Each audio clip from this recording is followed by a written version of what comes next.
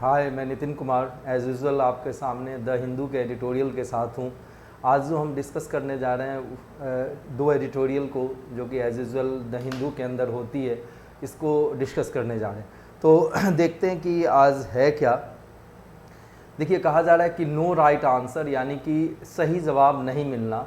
No right answer on the decision of reopening of the school, यानी कि स्कूलों को, विद्यालयों को खोलने के मामले में अभी तक कोई सही उत्तर नहीं मिल पाया है। The decision to reopen school must be guided principally primarily by the epidemiological evidence. तो ये कहा जा रहा है कि ये जो निर्णय लिया जाएगा कि स्कूल को खोला जाए या ना खोला जाए, विद्यालय को खोला जाए या ना खोला जाए, वो मुख्यतः इस चीज़ पे निर्भर करेगा कि महामारी से संबंधित साक्ष्य या सबूत क्या है, किस स्थिति में ये कोविड-19 जैसी महामारी जा रही है। The course of the covid pandemic remains far from predictable, posing for the central government the dilemma of salvaging part of the school academic year while avoiding the fresh wave of infection। अब देखिए, कोविड-19 महामारी की यदि बात की जाए तो इसके बारे में कि ये आगे कैसा होगा, किस ढंग से आगे बढ़ेगा, इसके बारे में प्रिडिक्ट कर पाना या इसकी संभावना को तय कर पाना, भविष्यवाणी कर पाना थोड़ा सा मुश्किल सा काम है। और इसके कारण से जो केंद्र सरकार है वो इस उधेड़ बुन में है कि विद्यालय के जो एकेडमिक ईयर, पाठ्यक्रम का जो वर्ष है, उसके जो बचे हुए पाठ्यक्रम है उसको कैसे बचाया जा सके, यानी कि उसको कैसे पूरा किया जा सके, while avoiding the fresh wave of infection. और साथ में ये भी देखने की ज़रूरत है कि और आगे क्या ना हो, संक्रमण ना फैले। The school reopening question has not been resolved satisfactorily in other parts of the world and the measures by many countries have been experimental। और जहाँ तक विद्यालयों को खोलने का सवाल है, विश्व के दूसरे हिस्से में भी यदि देखें तो ये बड़ा ही संतोषजनक ढंग से नहीं किया जा सका है। मतलब एक एडहोकिज्म जैसी चीज़ है, ट्रायल एंड एरर वाली बात की जा रही है। और बहुत सारे देशों की यदि बात की जाए तो वहाँ पर क्या चल रहा है, काम इस मामले में एक्सपेरिमेंटल ही चल रहा है। Yet no policy maker are aware of the severe impact of the education process and the losses of student. लेकिन फिर भी यदि जो नीतिगत निर्णय लेने वाले लोग हैं उनको इस जो शैक्षणिक जो प्रक्रिया है उसका क्या प्रभाव पड़ेगा, ये कह पाना उनके लिए मुश्किल है। और जो लॉसेज होने जा रही है स्कूल के बच्चों की, वो भी कह पाना मुश्किल है। The alternative of the remote and online learning opportunities skewed by economic status and geography. तो ये जो अब देखो, स्कूल में तो offline classes face to face तो हो नहीं पा रही है, लेकिन यदि दूसरा जो विकल्प है कि ऑनलाइन क्लासेस दी जाए तो इस मामले में भी देखें, जो ऑनलाइन तरीके से जो सीखने का जो मौका है वो भी कहीं ना कहीं इसमें भी तोड़ मरोड़ जैसी चीज़ आ गई है। क्यों आ गई है? क्योंकि जो लोगों की आर्थिक स्थिति है और साथ में यदि देखा जाए कि भौगोलिक स्थिति है, वो बहुत बड़ा फ़र्क है। अब देखिए, in India the many divides, Bharat में क्या है, बहुत तरह के विभाजन है। एक तो दिया जा रहा है कि डिजिटल, कि लोगों बहुत के पास इंटरनेट की एक्सेस है या नहीं है, बहुतों के पास लैपटॉप नहीं है, बहुतों के पास जो स्मार्टफोन नहीं है, ध्यान देना, तो या टैब नहीं है। तो इस कारण से एक डिवाइड तो ये है। दूसरी बात है कि रूरल और अर्बन एरिया में, ग्रामीण और आप शहरी क्षेत्रों में देखें तो इसमें भी बहुत बड़ा फ़र्क है। इसके अलावा जो गरीब और अमीर का भी एक फासला है, have painfully come to the fore between the regions and even within the state। अब देखो, या तो डिजिटल डिवाइड की बात कर ली जाए, या रूरल अर्बन डिवाइड की बात कर ली जाए, या रिच पुअर के डिवाइड की बात कर ली जाए, ये जो डिवाइड है, ये जो विभाजन है, ये जो अंतर है, वो बिल्कुल सामने आ चुका है। ठीक है, दो क्षेत्रों के बीच में और विद इन द स्टेट, यानी कि राज्य के बीच में, मतलब राज्य के बीच में भी अमीर गरीब का फ़र्क है, डिजिटल विभाजन वहाँ भी दिख रहा है। ठीक है, इसके अलावा रूरल और अर्बन का भी दिख रहा है। तो ये सारी दिक्कतें जो है वो अब जाके खुल के सामने आ चुकी है। There are instances of children left behind without computer access, internet connectivity, TV sets and the even electricity. अब कहा जा रहा है कि उदाहरण के तौर पे यदि देखा जाए तो बच्चे पीछे छूट गए हैं, क्योंकि बहुतों के पास कंप्यूटर तक पहुंच नहीं है, इसके बाद इंटरनेट की कनेक्टिविटी नहीं है। इसके अलावा देखिए तो इवन इलेक्ट्रिसिटी की भी दिक्कत है बहुत जगह पे। The issue of reopening in a calibrated manner must therefore address soon but based mainly on the epidemiological evidence। तो कहा यह जा रहा है कि इसके अंदर आप ये समझें कि कहा यह जा रहा है कि just a minute, the issue of reopening of the school in calibrated manner, यानी कि विद्यालय को धीरे धीरे जो खोला जाए, ठीक है, ओपन किया जाए, इस समस्या का समाधान तो तत्काल करने की ज़रूरत है, लेकिन ये किसके हिसाब से होना चाहिए? एपिडेमियोलॉजिकल हिसाब से, कि महामारी के क्या साक्ष्य और सबूत हैं उसके हिसाब से। अब देखिए, it is understandable that in the present confuse situation 21 out of 30 states and the union territories including worst affected Maharashtra and Tamil Nadu have not taken a view yet on when to permit the direct classes। अब देखिए ये समझ की बात है, ठीक है, ये समझा जा सकता है कि जो बड़ा ही उधेर बुन वाली स्थिति है, कन्फ्यूज़न वाली स्थिति है, इसमें 36 जो राज्य और केंद्र शासित प्रदेश हैं उसमें से 21 ने अभी ये तय नहीं किया है कि आखिर करना क्या है, कब वो ऑफलाइन क्लास को परमिट करेंगे, अलाउ करेंगे। और ख़ास करके बहुत ज़्यादा जो प्रभावित तमिलनाडु और महाराष्ट्र की बात की जाए तो state have also been asked to ascertain the opinion of the parents on this issue, although it is unclear how they can do this in the short window given to them। साथ में राज्यों को ये भी कहा गया है कि अभिभावकों से भी उसकी राय ली जाए, लेकिन ये बिल्कुल अस्पष्ट है कि कैसे इतना कम समय जो दिया गया इस राय शुमारी के लिए, अभिभावकों से जो राय मांगी गई है, इतने कम समय में वो कैसे दे पाएंगे ये राय, ये अभी थोड़ा समझने लायक बात होगी। Among the central response to the problem initiated through the organizations such as the CBSE is the reduction of the syllabus load for a class 9 to 12 by 30%, although this ostensibly supportive decision has become controversial for the choice of topics for the removal। अब देखिए कि ostensibly का मतलब देखिए कि होता क्या है कि कोई चीज़ जो है वो सही लगे, लेकिन कोई ज़रूरी नहीं कि वो सही हो। ध्यान देना, कोई ज़रूरी नहीं कि वो सही हो, तो इसको ऑस्टेंसिबल कहते हैं। तो कहा यह जा रहा है कि केंद्र सरकार के द्वारा जो निर्णय लिए गए और जो शुरुआत की गई है उसमें ये किया गया है कि CBSE क्या कर रही है कि सिलेबस के अंदर यानी पाठ्यक्रम के अंदर 30% तक की कटौती कर रही है, और ये 9वीं क्लास से 12वीं क्लास के लिए ऐसा किया जाएगा ऐसा। लेकिन ये जो सही प्रतीत होता हुआ जो समर्थन करने वाला जो निर्णय है वो काफ़ी क्या हो चुका है, विवादास्पद हो चुका है, क्योंकि जो इसमें जो टॉपिक्स हटाए गए, खास करके पॉलिटिकल साइंस के जो बच्चे हैं, ठीक है, उनके पाठ्यक्रम की बात की जाए तो उसमें से हटाया क्या गया है, ये गौर करने लायक बात है। एक तो डेमोक्रेटिक राइट को, जो लोकतांत्रिक अधिकार हैं उसको, दूसरा संघवाद को, तीसरा नागरिकता को, और चौथा पंथ निरपेक्षता को हटा दिया गया, यदि कुछ उदाहरण के तौर पर देखा जाए। अब देखिए, there is a discernible trend of diminishing basic right as a necessary sacrifice to the pandemic, but impoverishing the syllabus on these topics can only stunt the social development। अब देखिए कि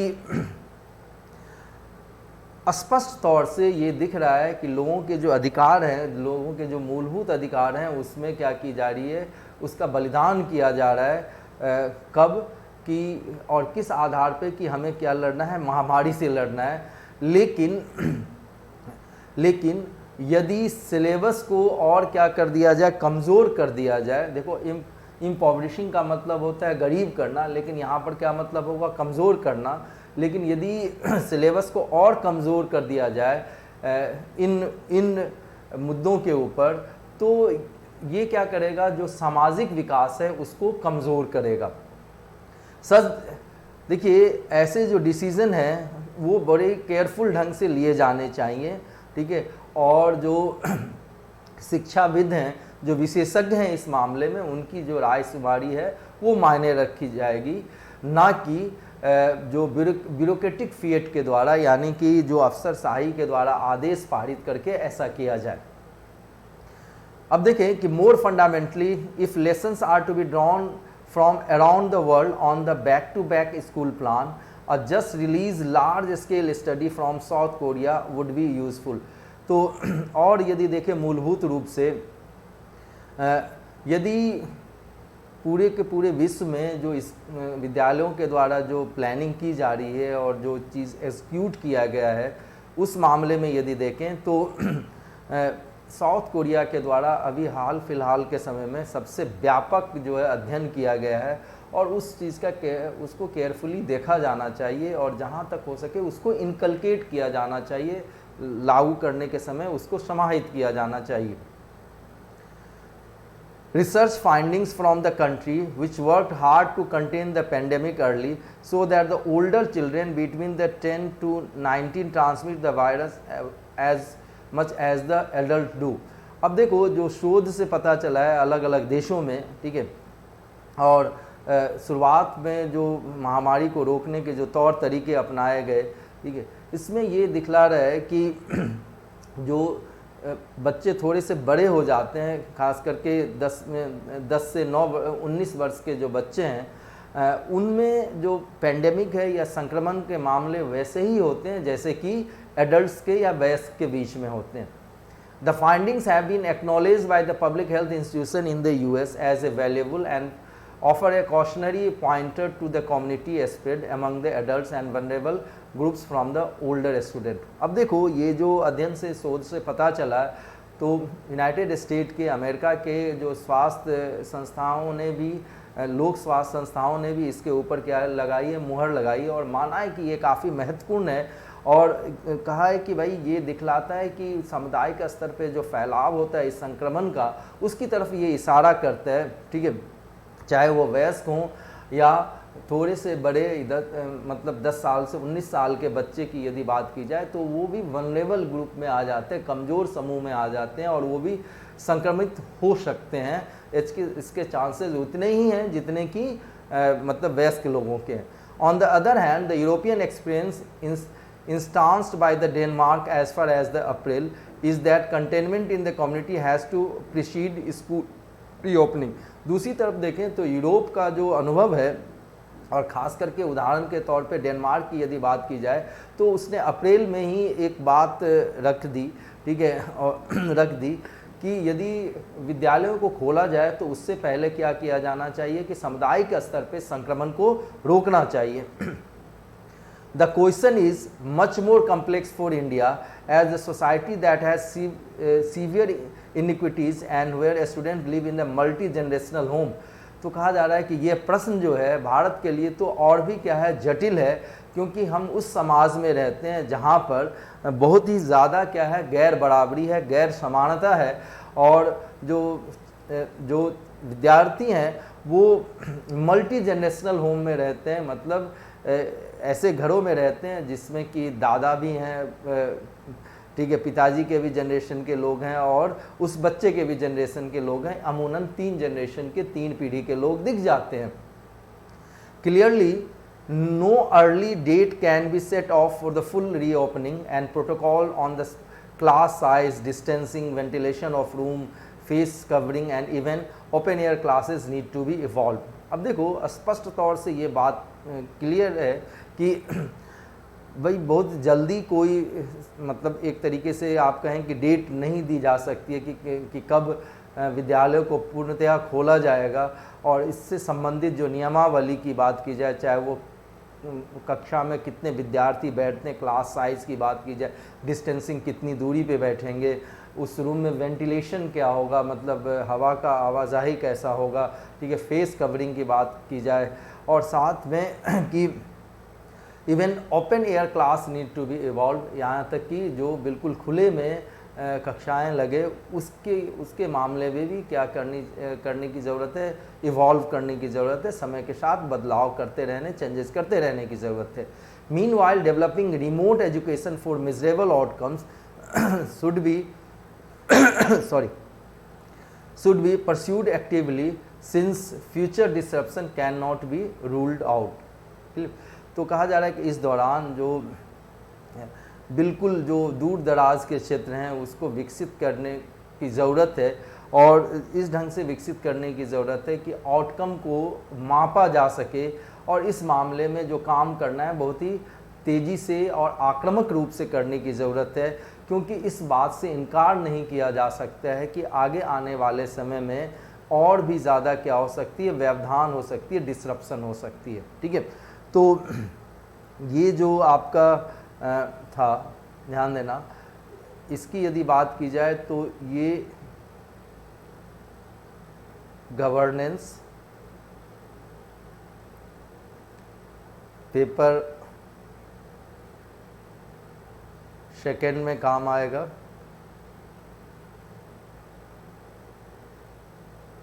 अब देखिए नेक्स्ट जो है वो हमारा जो ये मुद्दा सोशल इश्यूज से है संबंधित है, और ये paper first, GS paper first UPSC में काम आ जाएगा। क्लियर? देखिए मैं चीज़ों को इस ढंग से रख रहा हूँ कि आप यूपीएससी के एग्ज़ामिनेशन दे रहे हों, ठीक है, आप स्टेट पीसीएस के एग्ज़ामिनेशन दे रहे हों, एसएससी के दे रहे हों, बैंकिंग के दे रहे हों, या कोई भी कॉम्पिटिटिव एग्ज़ामिनेशन दे रहे हों, या सामान्य जो आप चीज़ों को सामान्य जनसाधारण जो समझना चाह रहा है एडिटोरियल को, खास करके हिंदू की एडिटोरियल, आपको पता ही है कि लैंग्वेज जो होती है इसकी अपने आप में थोड़ी सी डिफ़िकल्ट मानी जाती है, लेकिन मेरी उत्तरोत्तर ये कोशिश रहेगी कि आपके लिए इन चीज़ों को क्या किया जाए, आसान किया जा सके। ये उत्तरोत्तर कोशिश मेरी तरफ से बनी रहेगी। तो देखते हैं कि जो नेक्स्ट मुद्दा है वो क्या है। Just a minute wait.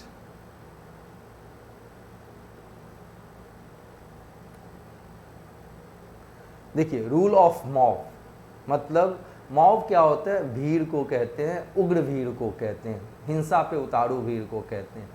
Rule of mob on the mob lynching in the several state. Lynching क्या होता है, भीड़ के द्वारा दिया गया प्राणदंड। ठीक है, तो कहा जा रहा है कि मतलब किसका चल रहा है, मोबोक्रेसी चल रहा है। मोबोक्रेसी कहने का मतलब भीड़ तंत्र की बात की जाए, जो भीड़ को समझ में आता हिंसा करके अपने हिसाब से क्या करते हैं, न्याय देने की कोशिश करते हैं। और इस दौरान क्या होता है कि रूल ऑफ लॉ की जगह रूल ऑफ मॉब हो जाती है, यानी कि अब आप देखिए कि विधि का शासन नहीं होता है, उस भीड़ का शासन शुरू हो जाता है, और ये एक अफरा तफरी का माहौल क्रिएट करता है। वो चीज़ें बात की जा रही है इस दूसरे एडिटोरियल के अंदर। देखिए तो on the mob lynching in the several state, जो मॉब लिंचिंग की जा रही है, भीड़ तंत्र के द्वारा जो प्राणदंड दिया जा रहा है बहुत सारे राज्यों में। Lynching points to a break down of the rule of law in the several state. अब लिंचिंग की यदि बात की जाए तो बहुत सारे राज्यों में इसके कारण से क्या हुआ कि विधि का शासन स्थापित होने की जगह क्या हो रहा है, विधि का शासन टूट रहा है, खत्म हो रहा है। The lynching of the 3 people alleged cattle thieves suspect to be the Bangladeshi nationals in the southern Assam Karimganj district on July 18 was the second such disturbing incident in the recent weeks in the area। तो जो 3 लोगों को जो मार दिया गया है क्योंकि वो तथाकथित रूप से पशुओं की चोरी कर रहे थे, और उन पे ये मतलब शंका शुबा थी कि वो बांग्लादेशी हैं, और उनको आसाम के करीमगंज ज़िले में जुलाई 18 को मार दिया गया। और ये अपने आप में कि दूसरी घटना है हाल फिलहाल के समय में इस क्षेत्र में। On June 1 a 43-year-old Bangladeshi nationals was lynched in the Putni tea estate situated about 3 kilometers from the India-Bangladesh border। तो भारत बांग्लादेश सीमा से 3 किलोमीटर दूर पुतनी टी एस्टेट में कहा जाए, मतलब चाय के बागान में ये एक घटना हुई है 1 जून को, और 43 वर्षीय एक बांग्लादेशी को क्या कर दिया गया, लिंचिंग द्वारा मार दिया गया। According to the reports,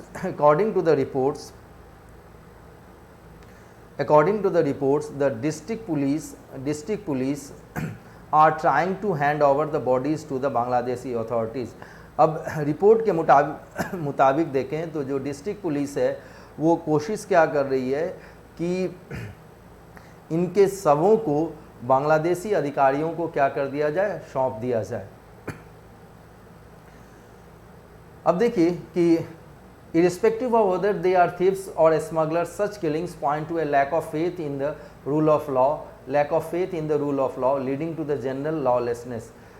अब समझिए इसमें कहा यह जा रहा है कि चाहे वो चोर हों या तस्करी करने वाले हों, लेकिन ऐसी जो इस ढंग से जो मर्डर की जा रही है, लोगों को मार दिया जा रहा है, ये दिखला रहा है कि हमारा कानून के शासन में विश्वास नहीं रहा है और इसी कारण से क्या हो रही है कि अराजकता जैसी स्थिति आ रही है। अब देखिए ये पॉइंट खासा महत्वपूर्ण है आपके लिए, और एनसीआरबी के डेटा के मुताबिक, नेशनल क्राइम रिकॉर्ड ब्यूरो के 2017 का डेटा जो है, जो कि अक्टूबर 2019 में जारी किया गया, जो कि अपने शेड्यूल से, ठीक है, जो उसका समय सीमा जो तय की गई थी उससे 1 साल पीछे चल रहा है। उसमें ये बताया गया कि आसाम एक ऐसा राज्य है जहाँ पर देश में जो सबसे ज़्यादा क्राइम होते हैं उन राज्यों में से एक आसाम भी है।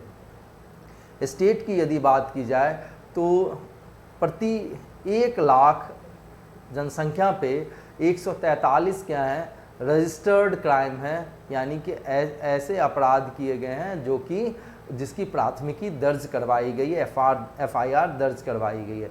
But such numbers can often be misleading due to the arbitrariness in the registration of crime। लेकिन ऐसी संख्या जो है वो अभी भी आप पुख्ता नहीं कह सकते। क्यों? क्योंकि जो अपराध है और अपराध की जो प्राथमिकी दर्ज करवाई जाती है उसमें क्या है कि आर्बिट्रेरीनेस है, कोई करवाता भी है प्राथमिकी, FIR करवाता भी है, कोई नहीं भी करवाता है। तो ये डेटा क्या हो सकता है कि मिसलीडिंग भी हो सकता है, और चांसेस ये हैं कि जितना रजिस्टर्ड करवाया गया उससे कहीं ज़्यादा क्राइम हो रहे हों। The varying standard of prosecution of crime across the country add further challenge to the rule of law. अब इसके बाद देखिए कि जो मुकदमा चलाया जाता है और मुकदमे को चलाए जाने के बाद जो दोष सिद्धि होती है और दोष सिद्धि के बाद जो सज़ा दी जाती है, ठीक है, वो देखें इस मामले में पूरे देश में क्या है, वेरिएशन है, यानी कि अलग अलग राज्य में इस मामले में स्थितियाँ अलग अलग हैं, और इसी कारण से जो कानून का शासन है उसके लिए और एक चुनौती सामने आ जाती है। अब कहा जा रहा है कि anecdotal trend suggest a spike in the mob lynching in the recent years. सबसे पहले तो इस शब्द एंसीडोटल को समझिए, ठीक है, ये क्या कहता है, एंसीडोटल क्या कहता है, जस्ट ए मिनट। देखिए, तो एंसीडोटल का ये मतलब होता है कि कोई ज़रूरी नहीं है कि ये कोई बात सही हो, मतलब विश्वसनीय नहीं है, क्योंकि ये किसी के पर्सनल अकाउंट्स के हिसाब से कहा गया है, किसी ने अपनी तरफ से इस बात को रखा है और इसके पुख्ता जिसके सबूत ना हो उसको एंसीडोटल कहते हैं।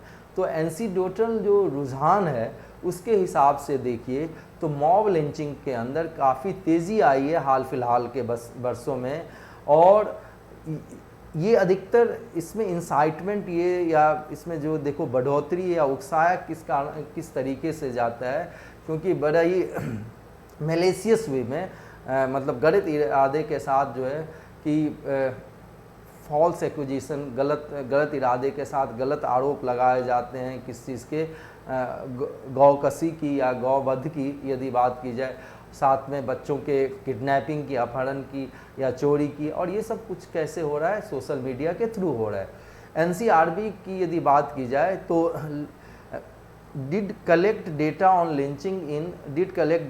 लिंचिंग, ठीक है, तो एनसीआरबी की यदि बात की जाए तो उसने 2017 में लिंचिंग के ऊपर डेटा को कलेक्ट किया, लेकिन इसको प्रकाशित नहीं किया, और कारण तो सिर्फ और सिर्फ नेशनल क्राइम रिकॉर्ड ब्यूरो को ही पता है। 2019 की बात की जाए तो जो आरएसएस के मुखिया हैं, चीफ हैं, Mohan Bhagwat, term it as a attempt to defame in India, clear, और उन्होंने ये कहा कि ये जो मॉब लिंचिंग की जो बात है ये भारत को बदनाम करने के लिए ऐसा किया जा रहा है। अब समझिए कि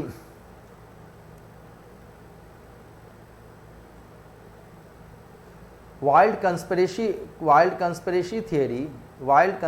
theory spread fast on the social media. ये जो कहते हैं ना कि मतलब षड्यंत्र किया गया और इसके बारे में बहुत सारी अलग अलग तरह की राय है, वो सोशल मीडिया में फटाफट फैलती है। But one can not overlook the context of polarising diatribes. लेकिन हमें और आपको ये ज़रूर से देखना चाहिए कि मतलब एक बहुत ही जो गुस्सा है, ठीक है, किसी एक समुदाय के प्रति या एक समुदाय का दूसरे समुदाय के प्रति, वो काफ़ी ज़्यादा है और इस चीज़ को नज़रअंदाज नहीं किया जाना चाहिए। अधिकतर ये जो गुस्सा है वो भड़काया किसके द्वारा जाता है, तो राजनीतिक नेताओं के द्वारा, ठीक है। और ये बात किस पे करते हैं, तो गौ की रक्षा की बात करते हैं और movement of people across the border and religious issue.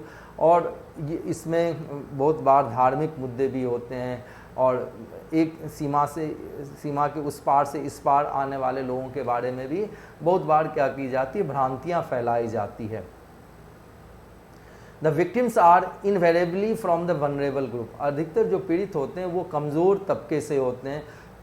What ever name one calls it by lynching are abomination that must have no place in the democratic society which India prides itself। ठीक है, तो कहा जा रहा है कि आप चाहे इसको किसी भी नाम से पुकार लें, लेकिन लिंचिंग क्या है, एक तरह से नफ़रत है, ठीक है, जिसका कि हमारे लोकतांत्रिक समाज में कोई जगह नहीं है। और इसी लोकतांत्रिक समाज के बारे में इंडिया क्या करता है, गर्व करता है। तो इस चीज़ का भी ध्यान रखा जाना चाहिए। Lynching are a uniquely unsettled unsettled derailment of governance, while an act of mob violence is itself a sign of failure of law enforcement। Lynching की यदि बात की जाए तो ये एक तरीके से अनोखे ढंग से आप देखिए तो जो अभिशासन या शासन चलाने का जो मुद्दा है वो कहीं ना कहीं पटरी से उतर गई है और ये अभी भी सेटल्ड नहीं है। लिंचिंग की यदि बात की जाए तो गवर्नेंस की डिरेलमेंट हो गई है, पटरी से उतर गई है और ये मुद्दा अभी भी मतलब एक तरीके से सेटल्ड नहीं किया गया है, ख़त्म नहीं किया गया। और ये क्या है, एक एक्ट है जो कि उग्र भीड़ के द्वारा की जाती है और ये दिखलाता है कि कानून का जो शासन है उसको सही ढंग से लागू नहीं किया गया। It is committed in apparent consideration that there can be no legal recourse. ठीक है, और ऐसा इसलिए किया जाता है, लिंचिंग इसलिए किया जाता है कि इस लोगों का ये मानना है, लोग ये समझते हैं, विचार करते हैं कि भाई इस मामले में, इन मामलों में कोई कानूनी तौर तरीका नहीं है। इन ए पैथोलॉजिकल सबवर्सन ऑफ प्रिंसिपल, यानी कि सिद्धांतों को यदि देखें तो बड़े ही रुग्ण स्थिति में, बीमारी लायक स्थिति में क्या किया गया है कि उसको बिल्कुल तोड़ मरोड़ कर दिया गया, ख़त्म कर दिया गया। The police inaction cases of mob violence is reciprocated by an apparent public sanction of the extrajudicial punishment by the police। अब देखिए एक चीज़ समझिए, देखिए इस पॉइंट को समझिए, ये आपको बहुत जगह काम आएगा। ठीक है, जब आप यूपीएससी में लेख लिख रहे हो या एसएससी के एग्जामिनेशन में या बैंकिंग में या किसी भी एग्जामिनेशन में जब सब्जेक्टिव क्वेश्चन के आंसर कर रहे हो तो यहाँ पर ये पॉइंट काम आ सकता है आपको। इसमें ये कहा जा रहा है कि जो पुलिस की इनएक्शन है, बहुत बार क्या करती है, पुलिस कार्रवाई नहीं करती है और मॉब वायलेंस हो जाता है। लेकिन दूसरी तरफ देखें कि बहुत बार पुलिस क्या करती है, एक्स्ट्रा जुडिशियल किलिंग कर देती है। जैसे आप हैदराबाद का केस याद होगा पिछले साल का, जिसमें कि कमिश्नर ऑफ पुलिस ने इनकाउंटर कर दिया था, ठीक है, 3 रेपिस्ट को, जो कि वेटनरी डॉक्टर को रेप करके उसके बाद उसको क्या कर दिया, जला दिया था। तो एक बहुत ही हीनियस क्राइम थी, लेकिन रूल ऑफ लॉ तो होना ही चाहिए। तो कहा जा रहा है कि एक तरफ पुलिस कहीं पे बिल्कुल चुपचाप रहती है तो कहीं पे वो काफ़ी ज़्यादा एक्टिव हो जाती है और एक्स्ट्रा जुडिशियल किलिंग भी करती है। तो ऐसी स्थिति में लोग भी सराहा देते हैं कि चलो भाई, जो काम न्यायालय नहीं कर पा रही है वो पुलिस कर पा रही है, चाहे वो विकास दुबे का केस हो। ठीक है, अभी सुप्रीम कोर्ट ने भी कहा कि इतने मामला चलने के बावजूद भी इस अपराधी को बेल कैसे मिल गई, जमानत कैसे मिल गई। All this bodes ill for the country, mob violence indeed defame the country and there must be a stringent intervention by the police to bring the end of this। अब देखिए ये सारा कुछ जो है देश के लिए सुकून तो लाएगा नहीं, अब सकून लाएगा, और जो भीड़ की जो हिंसा है वो सही मायने में देश को क्या करती है, बदनाम करती है, और पुलिस के द्वारा काफ़ी इसमें कठोर कार्रवाई की जानी चाहिए और इसको ख़त्म किया जाना चाहिए। The political leadership has a role to play in questioning the social consent that allows the mob violence. और जो राजनीतिक दल के नेता हैं, ठीक है, उनकी भी कुछ भूमिका बनती है कि, और भूमिका तब बनती है कि वो समाज को ये समझाएं कि वो समाज ऐसे मॉब वायलेंस को या जो मॉब लिंचिंग है उसको अपनी सहमति न दे, ठीक है। तो ये आज के द हिंदू का एडिटोरियल था दोनों ही, और हमने इसको अच्छे से डिस्कस किया है। और आपको यदि मेरा YouTube channel Nitin sir classes पसंद आ रहा हो, यदि मेरी वीडियो आपको पसंद आ रही हो और आपको लगता है कि ये हेल्पफुल है, तो सिर्फ अपने तक न रखें और इसे सब्सक्राइब भी करें, शेयर भी करें और लाइक भी करें, क्लियर। दूसरे विद्यार्थियों तक इसे पहुंचाएं। और कोविड-19 के सिचुएशन में जाते जाते मैं ये ज़रूर कहूँगा कि अपना और अपनों का ख्याल रखें, और जहाँ तक हो सके भीड़ भाड़ वाले इलाके में जाने से बचिए, ये काफ़ी ज़रूरी है, ठीक है। जान है तो जहान है। Take care, God bless all of you.